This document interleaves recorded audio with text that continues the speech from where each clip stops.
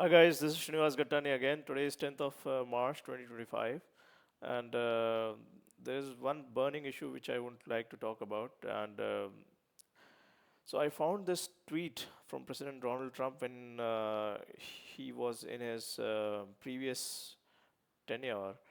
He says, "I have asked Secretary of State Mike Pompeo to closely study the South Africa land and farm seizures and expropriations and the large-scale killings of farmers. South African government is now seizing lands from white farmers," Tucker Carlson. So this tweet is dated 22nd of August 2018, and today is 2025. Okay, so I this caught my eye. The last week I saw President Donald Trump actually um, made a tweet, I think 2 days ago, regarding South Africa is being terrible, plus too long farmers in this country. They are confiscating their lands and farms, and much worse than that, a bad place to be right now. And we are stopping all federal funding.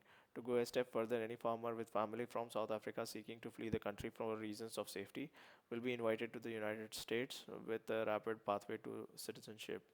This process will begin immediately.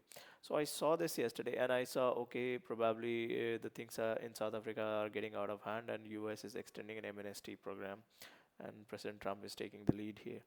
And I thought of making a video out of it. And while I was researching, I found this tweet from 2018, and so this has been on for some time. And this there is a wide genocide actually, which is being organized not only at the grassroots level. It has been given a political stage with the creation of a particular political party, which is driving the show, which is directly calling the people of color in South Africa to go ahead and mass murder the white farmers, the Boers specifically, as they are called there. And so this is beyond comprehension that a country which was counted among the developed countries for a very long time has been reduced to this. So there is this gentleman called Julius Malema, and he runs a political party called EFF in South Africa, and he has been calling for the genocide via all sorts of platform. Take a listen to this video. The mayor of DA in PE is a white man. So these people, when you want to hit them hard, go after a white man. They feel a terrible pain because you have touched a white man. Not because Mashaba and Soli will not be touched. They will be touched, don't worry. But we are starting with this whiteness. We are cutting the throat of whiteness. There's also another politician. He's the president of the Black. And here you have the same Julius Malema talking to an packed stadium of people in like kind of a political rally, and he's openly talking about killing the Boers. And so just hear him out. The first part is in a local language, and then he mentions a few words in English. Kichi, kichi, kichima. Simran Konto Alliance. Shoot to kill. Gamaza. Kill the poor. The farmer. Kill the poor. The farmer. Brr, pa. Pa. Brr, pa. Pa. Attention. So you can see that there's some kind of a uniform, and to all of it, like they are all wearing kind of a color-coded dress, and it's a stadium packed. Everything is organized like some kind of a huge election rally or a speech. So this will require some amount of systematic funding. So there is a lot of money which is backing this man. He's not alone standing under a tree talking to 10 or 15 odd people about his ideology. There is a systematic, organized money which is behind him. You can see this. And it is intriguing, actually. Even Elon picked it up from his point of view. Elon actually was born and grew up in South Africa. He picked it up. He says Starlink is not allowed to operate in South Africa because I'm not black, and he is not joking actually. So usually he jokes about stuff, but he's being serious because he has set up a. He's tweeting this on top of a video which talks about 140 race-based laws in South Africa, all anti-white. So here, these are two people in South Africa talking about the situation there. Take a listen. 140 race-based laws in South Africa, all anti-white. And 8 days ago, Cyril Ramaphosa, our president, signed into law, and just hear these three words: expropriation without compensation.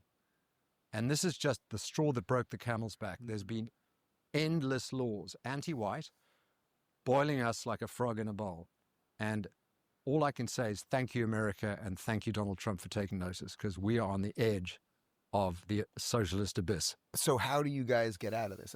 Obviously, there's a complex racial history there. How do you reverse some of this? I mean, that's an awful lot of laws, and I don't think we can internally. We have to wait till the 2029 national election, and I don't think our economy will survive.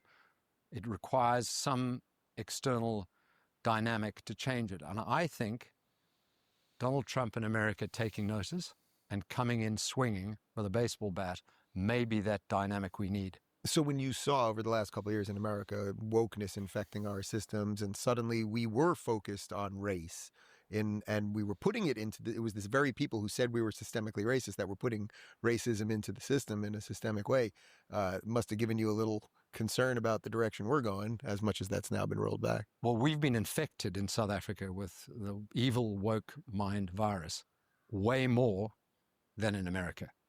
We've got it ×2, and there's no momentum in South Africa to reverse it. In fact, it's quite the opposite. So you heard it from, it seems here,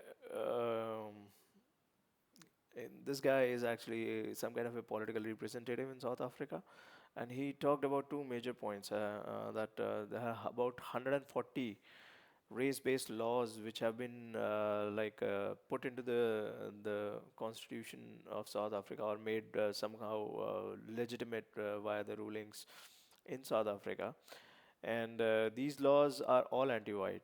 Okay, so they were talking about the dynamics of how did this come about. So this lobby actually, who have been talking about racism from the white people, giving the history of South Africa from apartheid and so on. And then instead of bringing in equality or bringing in a just society, they have just reversed it actually. And now the thing is that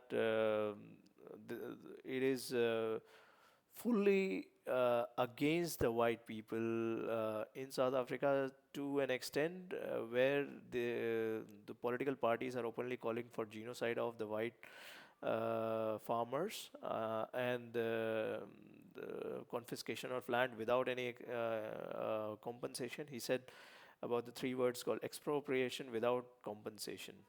And so it's simply a land grab with fancy words, which are seems lawful in nature. Although all these laws supposedly are baked into the system, are systemic, but these are not moral in any kind. If you are like culling people using laws, actually it is back to the colonial times.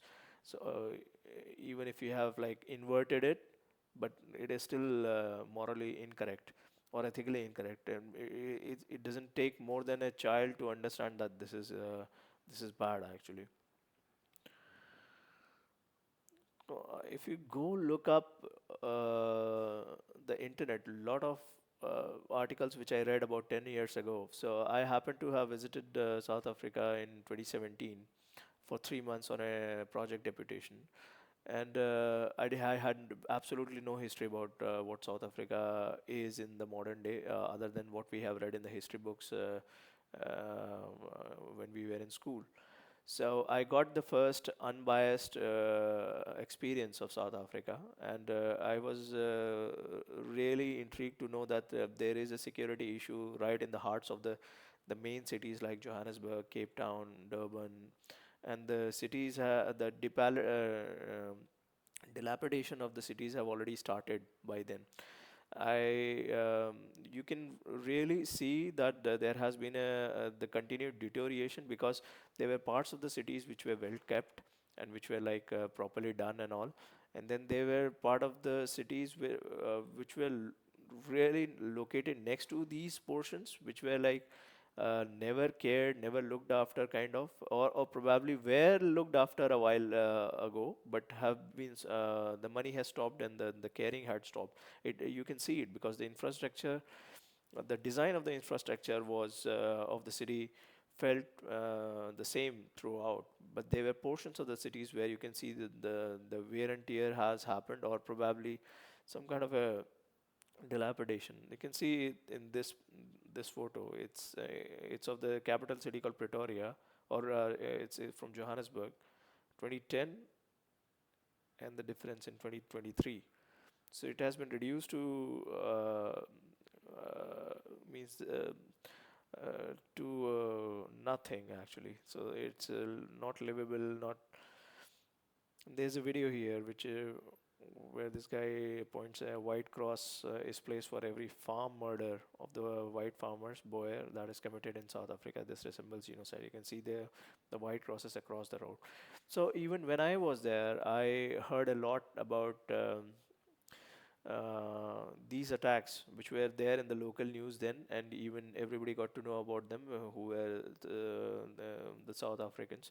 So the thing is that South Africa has got about 15, 17 odd regional languages, and there is a lot of media in those regional languages which cover most of these incidents and all. Not everything is put on is covered in English, and that's why it doesn't travel much. But there was a huge amount of security issues.